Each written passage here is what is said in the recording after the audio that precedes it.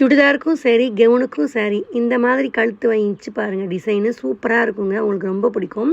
உங்களுக்கு முன் கழுத்து எவ்வளோ இருக்கோ அதே மாதிரி நீங்கள் அளந்து வெட்டி வச்சுக்கோங்க. கேன்வாஸை வந்து ரெட்டியாக எடுத்துக்கோங்க. கேன்வாஸ் கொஞ்சம் தாராளமாக எடுத்துக்கோங்க. இப்போ முன்பகுதியோட மடிப்பு பகுதியும் கேன்வாஸோட மடிப்பு பகுதியும் ஒன்றா வச்சுட்டு கழுத்து ஆம்கோல் எல்லாத்தையும் மார்க் பண்ணிக்கோங்க.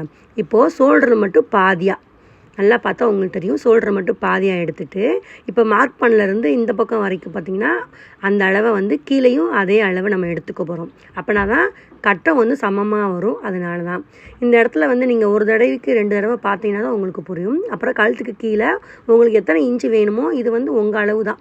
நான் 5 இன்ச்சு வேணாலும் 5 இன்ச்சு கட் பண்ணிக்கிறேன்.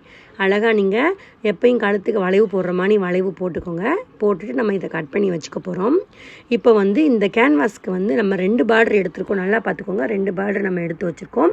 இது உங்களுக்கு பிடிச்ச துணியை நீங்கள் கட் பண்ணிக்கலாம். இப்போ முன்பகுதி வந்து சுற்றி வந்து தையல் போட்டுக்கணுங்க. முக்கியமானதுன்னா அடித்து திருப்பக்கூடாது.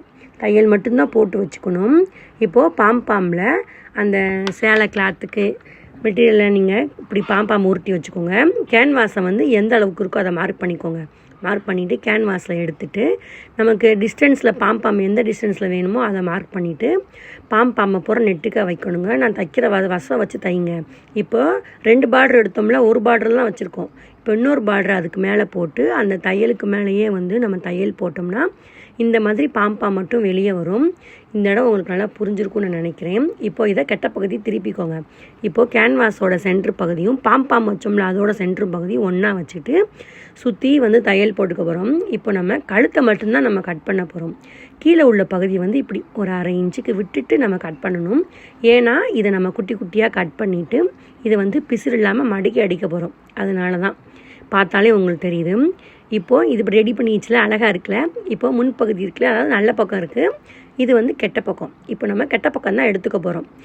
நல்ல பக்கம் தேவையில்லை. இப்போது கெட்ட பக்கத்தில் நம்ம ரெடி பண்ண கேன்வாசஸ் அழகாக கழுத்துக்கு ஏற்ற மாதிரி வச்சுட்டு தையல் போட்டுட்டு குட்டி குட்டி நாச்சாக கட் பண்ணி விட்டுக்கோங்க. கட் பண்ணி விட்டுட்டு அழகாக வந்து திருப்பி விட்டால் முன்பகுதி வரும். இதே மாதிரி சமோசா லேஸ் இருந்தால் அதுக்குள்ளே வச்சு நீங்கள் தையல் போட்டு வந்தீங்கன்னா ரொம்ப அழகாக இருக்குங்க. தச்சு பாருங்கள்.